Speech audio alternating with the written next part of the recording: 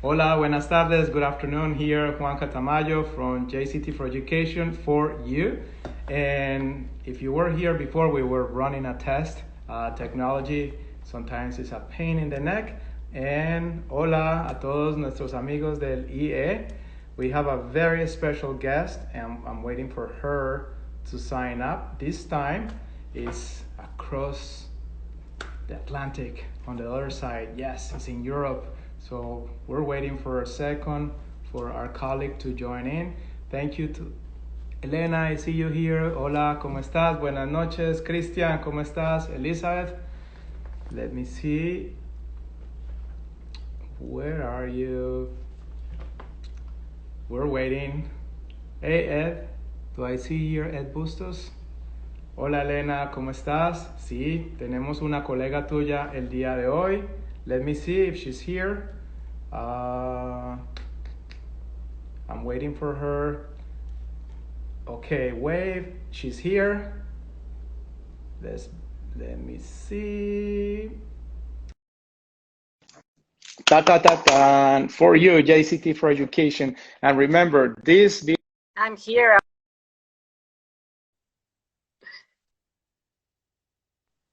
Buenas noches. Hola, hola. Hola. How are you doing tonight? Very good. And you? Doing very well. I'm so happy technology is working well, knock on wood. So, bienvenida to Conversations here. It's great. I mean, it's an honor. It's a pleasure, and I've been looking forward to this moment. I mean, the entire week.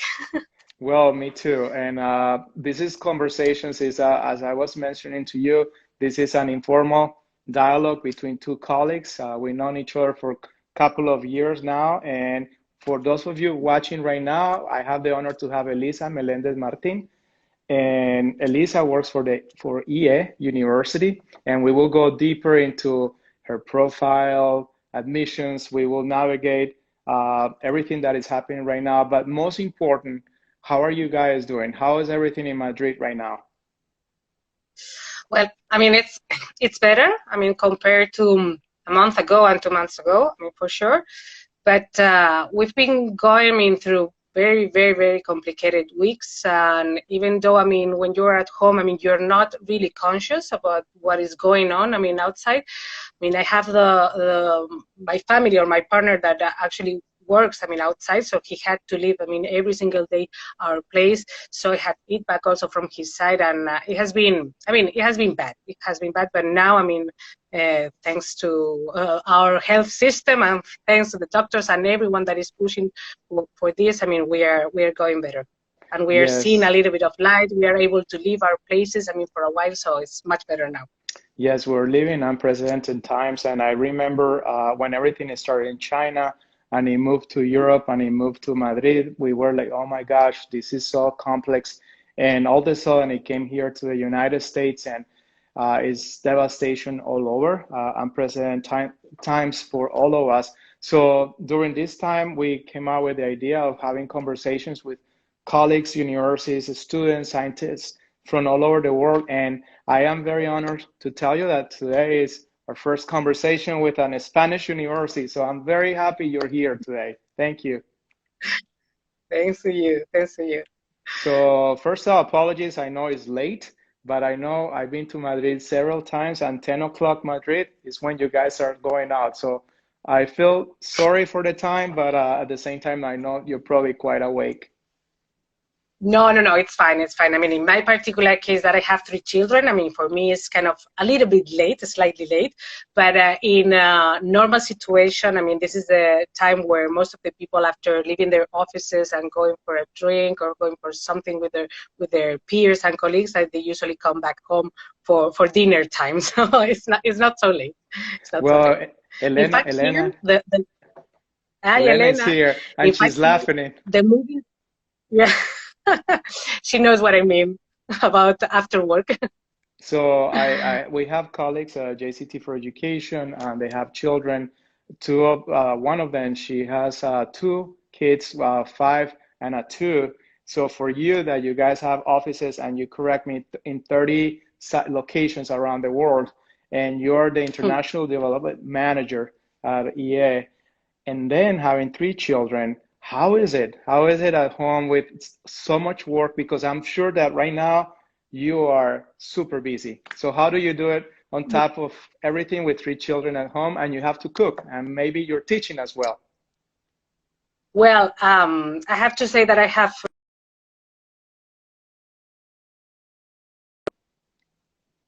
Hello, hello.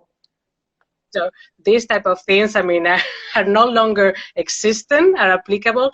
So, I mean, of course, I mean, they watch cartoons and I give them, I mean, sweets. So they actually start playing and I have time to go for my conference calls. But also, I mean, it's true that I'm lucky and I have my partner and we actually combine, I mean, our life and the work, I mean, in a pretty good way. So we are able to handle things kind of easily, even though I have to say that it's tough. Of course, it's tough, but more for us sometimes than for the children themselves. No, we feel more stressed for other situation than what they feel. I mean, actually, but it's curious because you think that when you are actually working from home, you're able to actually handle things in a much easier way. And I have to say that we are working, I mean, so many hours that, I mean, sometimes, I mean, the day becomes super long, super long. Okay, so I'm gonna put a plug in Spanish. Para los que nos están viendo, estamos aquí con Elisa Melendez Martín del IE. Ella es International Development Manager. ¿Cómo se puede traducir tu título en español? Directora de Desarrollo Internacional. Perfecto. ¿Por qué lo digo? Porque muchas mamás se están metiendo a este vivo. Ahí veo a Chacha Posada, ella es de Colombia, de Medellín, Colombia, y yo sé que Paulina está de pronto ahí al lado y le va a traducir a la mamá, pero van a venir muchas preguntas por parte de Chacha. Hola, y aquí acaba de entrar varios personajes más. Vamos a tratar de hablar un poquito español e inglés. Now, okay. We met, I think the first time we met, it was in Barcelona at the CIS conference, and we exchanged cards, and I actually love your card because I remember it has the picture of you, and it is an amazing marketing tool, having the picture in the back. And then our relationship developed, and we have seen each other throughout the years. But what we never done at these conferences, and this is what I am learning so much about my friends and colleagues, is the personal life and professional development. So tell me, you went to La Universidad de Valladolid, but where are you from originally? So I'm from a very small city that is close to Valladolid, to that the city that you mentioned. It's called Palencia, but with the P, not with the V. And no one knows about it. And in fact, I mean, when I did my master's, I remember my colleagues and my friends from Latin America, they used to call me the Princess of Palencia because, I mean, no one knew where it was. So I was supposed to be the princess and the one, I mean, from the city. It's a small town. I mean, it's just 80,000 inhabitants, but it's where my parents live, actually, nowadays. Okay. And Palencia, what are they well known for? ¿Por qué son bien conocidos en Palencia? I mean, obviously the food. It's also curious because it's supposed to be the place where the first university in Spain was located. Just for a very, very short period of time, because afterwards, I mean, it was Salamanca. But it's supposed to be, I mean, the place where it happened, it all started. And it's also very well known because of the nature and surroundings, not because of the city itself, but also the province, the surroundings, the mountains, because of Europa, and also the Romanic, the art, in particular in the villages around. Your high it's a very school, nice city. Now, your high school, was it public or private? Both. I went to a public school, I started there when I was 4 years old until I was 12. And since I was 12 until I was 17, I went to a non-private, because in Palencia there were no private schools. It was like semi-private. It was a nuns school, Filipenses, and this is where I graduated from high school. Okay, so you have the opportunity to look around. And number one, why you decided Universidad de Valladolid? And number two, at age 16, 17, probably when you were graduating, you decided to study translation and interpreting. How did you come out with that at such an early age? I think that it was, I mean, Valladolid, I mean, it was close to my city, so in a way, I mean, I knew that I had to leave my place, but I wanted to be independent, but at the Okay. same time, close. So if I had to go back, it was easy for me in a way, at least at the beginning. This was my Okay. idea on the first year. But the thing with with the bachelor degree, it was because, well, first of all, I wanted to become an actress, and this is something that my parents didn't allow me to pursue. So my second option had to be something that allowed me to travel around the world and allowed me to follow or to develop my passion for languages. So that is why Okay. I chose, I mean, translation and interpreting. And I wanted also a bachelor degree that was fast, agile, and this is something that I was also able to find within translation and interpreting. Okay, Elisa. So then you graduate in 2005 and you decide to move to Rome and Genoa. What do you do those there? What do you do there those couple years? Well, I was actually studying, still studying, in particular Italian. I used to work as well as an interpreter, as a hostess, and I used to live. I mean, it was a tremendous experience being away from my country, having to actually solve everything by myself, and it's the best learning experience. And for those, I mean, students that are actually considering leaving their home countries and leaving their places, it's not just about the professional development, but I have to say that it's 80% about the personal development that you have, I mean, by leaving your comfort zone. So something that people don't know, but I have been doing my research because in my admissions career, which is 25 years, I have 1 year where I stopped and I worked for a marketing firm for a pharmaceutical company out of my 25-year career. 1 year working for a pharmaceutical company, and you have a very interesting background. You had a master's degree in prevention of risk and a specialization in security, and that you got that in 2007. How do you decide to study that? That's such an amazing career. Yeah, it was because at the moment I was working as an editor, and also as a translator, and I Hmm. used to work with a lot of technical tests coming from Italy, and I decided that I wanted to know more about what's going on within the factories, our workers, I mean, and this stuff. And also it's linked to my family. My Okay. father is a lawyer, is a labor lawyer, and he's very linked to all these topics, to security and health within the labor environment. So he suggested that I should pursue, I mean, this type of masters if I want to dig into this more technical or manufacturing side Well, of the work.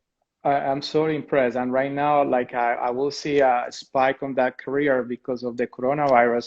A lot of companies will have to take very serious measures. So Elena, if you're watching, you better keep Elisa very happy because will be in high demand in that area. But then you went back to Spain and you decided to go for your master's in marketing and you got him from the Mm. EA. How was your transition going back to Europe? I'm sorry, to Madrid, and why EA? What was the capture? Do you know what? I mean, I had never lived in Madrid until I got there for my master's. When I Okay. got there, I mean, I found myself surrounded by people from so many different countries that when I had my friends, I mean, calling me and saying, "How is life in Madrid?" At the beginning of the first month, so I was like, I don't know if I'm in Madrid or if I'm in whatever other city, because all of my friends are from all over the world, and I'm actually experiencing it so heavily. We're 24 hours, 7 days per week, I mean, all together. And yeah, it was kind of a change going back to Spain, but I actually like it. I mean, the quality of life here in Madrid is amazing.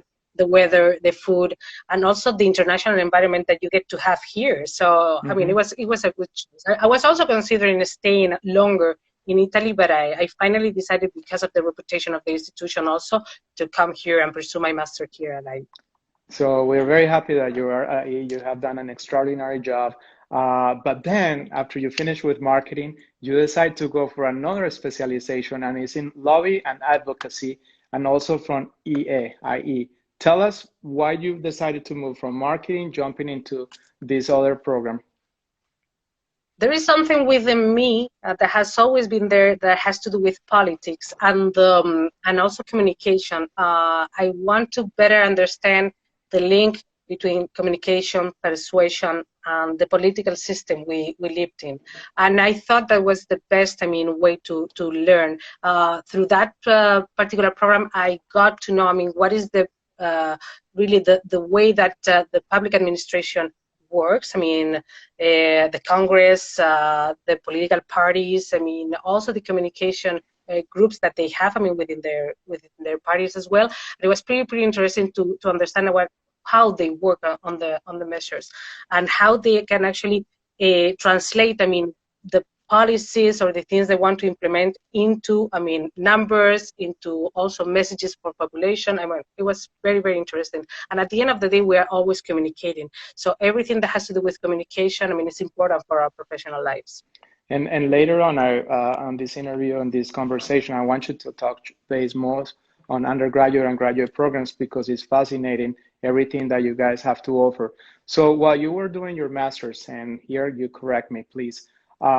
Were you now starting your job in the EA Business School as an employee, as a diversity coordinator? How did that happen? No, actually, I left IE after I got my master's, and my first experience was another short experience, as the one that you have said, before, another 1-year experience. That was at BlackBerry. Do you remember the BlackBerry devices? Yes, I do. I was working there for a while.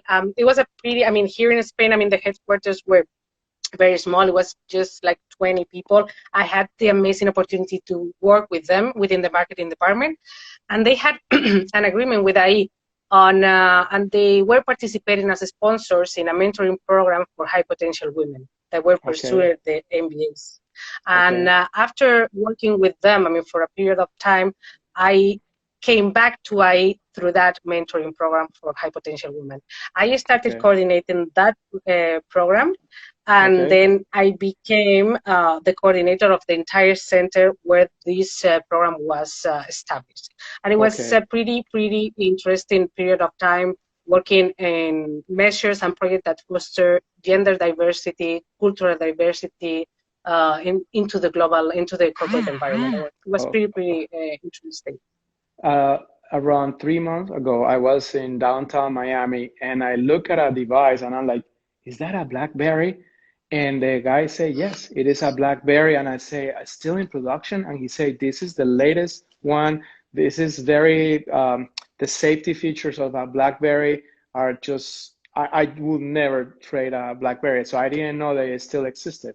So wow, that's they went into a very hard crisis. Some years ago, and it's true. When I was working there, the iPhone didn't exist yet. It was about launched, and BlackBerry was the only one. And I remember people telling me, when I go on holidays, it doesn't matter if I'm in the middle of the ocean, I still with my BlackBerry get my emails from work. But I feel that at the end, here it was a mixture of technology, but also fashion. And Apple at the end, was more than technology. It was also a lifestyle, was also fashionable. So that is why when it came to the B2C segment or consumer, they did it very well.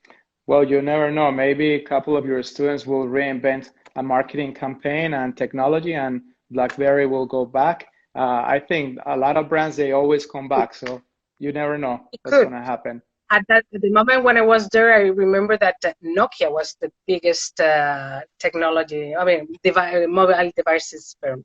So talking about technology, first I want to say thank you, and IE and Carlos Pallero, the instructor for Global Counselors Academy. I've been taking your certification. I'm one with a lot of high school counselors from around the world.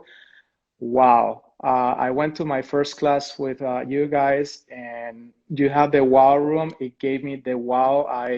It's one of my favorite courses that I ever taken in my professional career. Carlos has done an extraordinary job walking us into the 21st century. And that's something that I love about your university, that you're always pioneering new projects, new models. I have a presentation coming up in 2 weeks, and I'm implementing everything that I am learning through you guys. So kudos to your university, to Carlos, to the whole team for putting together in such a small period of time this global counselors program. Absolutely love it. So keep doing that, because that is absolutely So phenomenal. Thank you. we will. So Elisa, one question. So from the business school, who say, hey, we have a job here in admissions, come and work with us. What was that? What happened there? Where? How? I was extremely happy working at the Diversity Center, but at the end, I mean, I had something within me that I was still missing. I mean, that possibility of traveling, of moving around, of meeting new people, of talking more and more. I mean, I was doing a lot of managerial things, but I wanted also, I mean, to be more in contact with people. I mean, not just within the company, but or within the institution, but also outside. And there was the university that was starting, and it was a new project and full of young people, and all what they have built was already, I mean, amazing. I mean, we had already a class of people coming from, I don't know, 80% were from outside of Spain. So I thought, I mean, this is the project that I want to embrace now. So I talked to the international development team, and they had a position open. So I jumped into that team, I mean, as soon as I knew it. And this is where I have been, I mean, for the past, how many years did we say? 11, 10? So almost 9 years with admissions and 2.5 years with the business school. So wow, you've been Yeah, there yeah, almost 14 years altogether. How many yeah. countries have you been to? How many countries have you visited? I don't know. I haven't counted them. Probably more than 45, 50. That, I don't know, because I mean, at the end, I mean, I was actually, I mean, on my first 3 years, I was responsible for Spain. I was responsible of okay. the development of the university in Spain, which made sense, no? Because we are also based in Spain. And it's afterwards when I became, I mean, the director of the department, when I started traveling more and more. I mean, also to visit my colleagues and my team members in the different regions, and for the networking activities where we meet them in every year. Okay, Yeah. so now let's deep in, because we have a lot of parents and students watching, maybe colleagues of yours. Let's deep into EA. First of all, I am from Colombia. I've been in the States for 30 years. Back then, I used to know your institution as Instituto de Empresas. Now, marketing-wise, you are forcing us to, on a good way, to say IEEE University. When and why was that change? I mean, it all started after the 90s. That is when I became really, really international, and we started, I mean, receiving much more students from outside Spain than from Spain. And I would say that I was the perfect evolution, and it made sense, because if you go, I mean, to Colombia and you ask, I mean, to pronounce Instituto de Empresa, of course, there's not a problem. But if you go to many other regions in the world and you say that you are Instituto de Empresa, I mean, no one is going to be able to pronounce, I mean, the name. Yes. So that is why we moved, I mean, into more, I mean, without losing our identity, to a more international name that reflected also, I mean, what they were going to find, I mean, on campus. Okay, that makes a lot of sense. Now, in terms of what is happening right now, so here in Miami, we're pretty much close. They say we're going into phase 1, which means a lot of uncertainty. Higher education is going through tremendous turmoil right now here in the US. How are you guys facing? Right now, you're scheduled to open in September. What are you learning from your local government? And what's coming up for the students like Paulina that is watching? She's actually in Colombia. Is she back? Tell us a little bit more about it. Well, I mean, of course, there's a lot of uncertainty here in Spain, in the US, in Colombia, worldwide. I would say that no one knows, I mean, what is going to happen in September, and no one has, I mean, the security of knowing if they're going to be able to have their students coming on campus. But we are working on different scenarios, and what we guarantee to all of our students is that they are going to start the academic year in September, no matter what. Okay. in late February, when there was the first case of the COVID here, and we were starting with the COVID cases, I was able to move, all the students, not just the graduate bachelor, but also the master students, into an online format in less than 48 hours. 7,000 students moving from the face-to-face to the online format in just 48 hours. Many of them, stayed in Spain, and some others decided to go back to their respective countries. So even in different time zones, with all these logistics, we were able to deliver, the classes both to the master programs and to the bachelor degrees. And this is also because we've been teaching online for more than 20 years. So this is not new to us. We have, a blended methodology.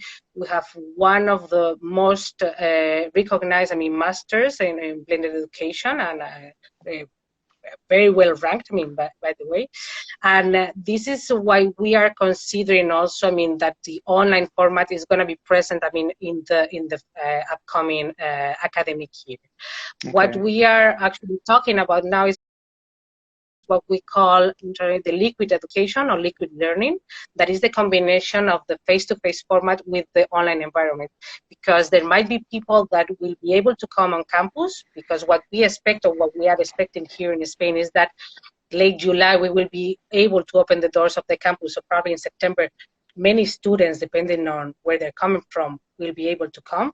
And for those that cannot come because of their countries, or because they don't feel like coming, or because their visa has been delayed, they could still, start the academic year on an online format until they are able to come on campus for the face-to-face classes. So this is something that is very contemplated.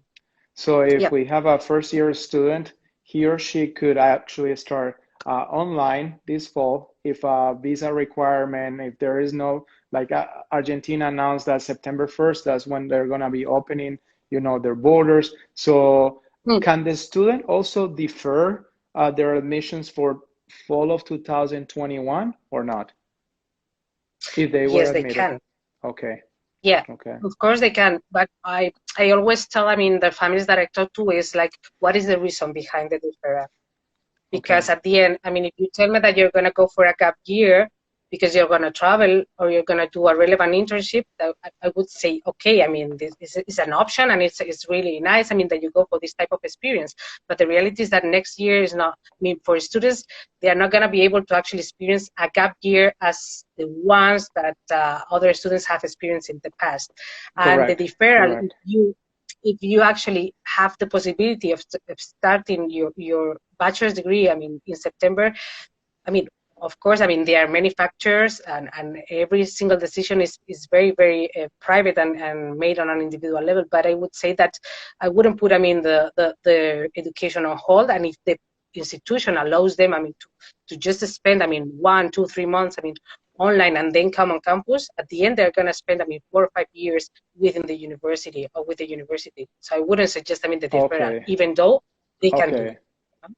And we were talking about previously, like, because of Ministry of Education regulations, students cannot start in January, correct? Can you expand a little bit more on that, please? Yeah, so basically we have just one intake. So students start in September, either September 2020 or then September 2021. So there's no possibility of coming in January. So there's the possibility of coming in January, but if you have already started in September with the online format, and then you want to join in January, or you want to join in December, but not formally starting the academic year in January. This is not legally feasible for us. Okay, thank you for clarifying that. Now, how many first year students do you get this fall, and what percentage are internationals? Yeah, we're talking about more than 1,000 students. For these for first year students, and we are assuming, or what we expect is that the percentage of international students is going to be similar to last year. So we are talking about 75% of our students coming from outside Spain. We have on campus more than 130 nationalities. So it's not just the percentage of students coming from abroad, is also diversity of the students that come from abroad. Okay, we have a question here from one of your returning students. I will read it to you. It comes from Paulina Bernal. I believe she's in Medellin, Colombia. Is there a specific date when we will have to come back. For example, October, January, or for instance, if my government only allows international travel in October, could I come back in January? That comes from Paulina. Yep. Yeah. So basically, what we are being, I mean, very, very flexible. So one thing is I cannot come on campus because, I mean, I have a ban from my country and I cannot enter Spain, I mean, yet.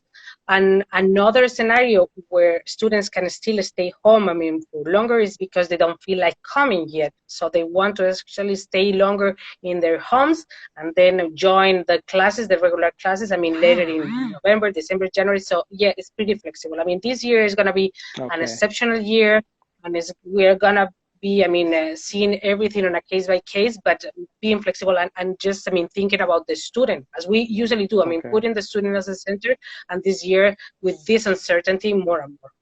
Okay, and the fees remain the same, whether you go online or you're on campus, fees are the same, correct? Tuition. Yeah, fees are the same because, yeah, at the end, I mean, it's not that the quality of the education is the same.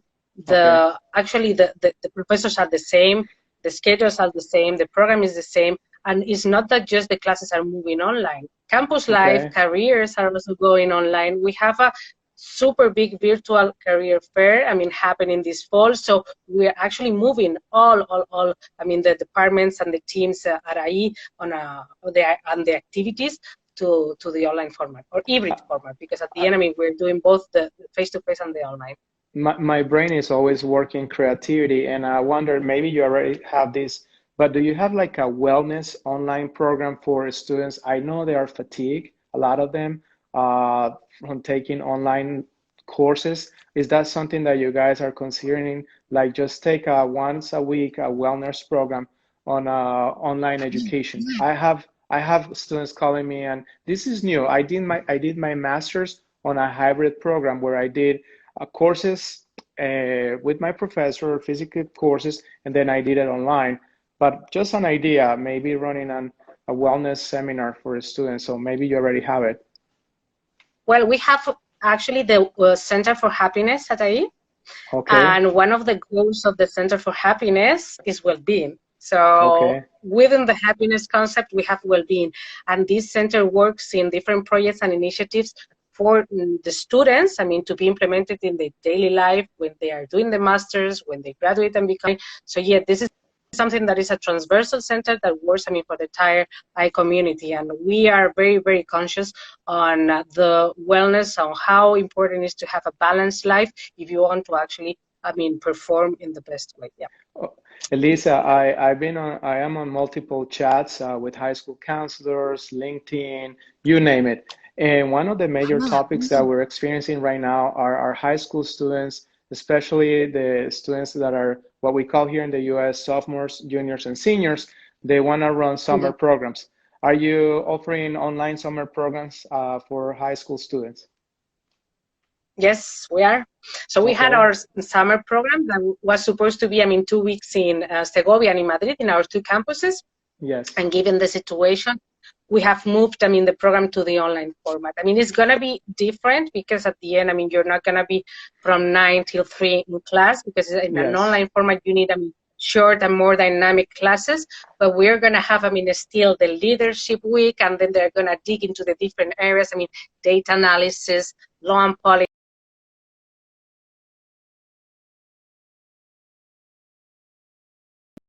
working teams, and everything in the online environment. So yes, I mean, we are migrating into the. So both Madrid campus and Segovia campus are planning to open in September, correct? Yeah. We are planning to open in September. Yeah. Now you. Even though, I mean, we won't have, I mean, all of our students probably, but we are planning to open in September, and this is the most, I mean, feasible scenario. Yeah. So now you guys will have a beautiful new location. I seen your location spectacular in Madrid, but now you're moving to the financial district of Madrid, the new financial district. When are the talks? I know everything is putting everything on a delay for probably 6 months to a year. What are the talks? When will you guys be moving to the beautiful new building? So we are always talking about the academic year 2020, 2021. So Okay. probably before this situation started, I mean, we were more talking about the end of 2020, no? Okay. And we are more talking about the beginning of 2021. But we still, I mean, feel that it's going to happen, I mean, within next academic year. So we are moving there. But it also depends if there is a second outbreak of the coronavirus or many other things. But I mean, that is the initial idea. And if you go now close to the tower, I mean, you see that the tower itself is almost done. Well, So yeah. I can't wait to visit your tower. But now, in the middle of this crisis, people, universities, organizations, they are reinventing themselves. They're coming out with new programs. Can you share very quickly, because we're running out of time very soon, but very quickly, new programs coming up in the horizons, both at the undergraduate and graduate level at IE? Okay, so I mean, we have we have new programs, you know, every year. I mean, one of Yes. the new programs that we have, I mean, for this year, so it's starting this September, is a program on artificial intelligence. So we are, I mean, now, I mean, going into the area of engineering, artificial intelligence, and probably, I mean, an area that we will be soon, I mean, going into will be mathematics and Oh, statistics. wow. So That's really yeah, good. that That's would be, really good. that is to come. That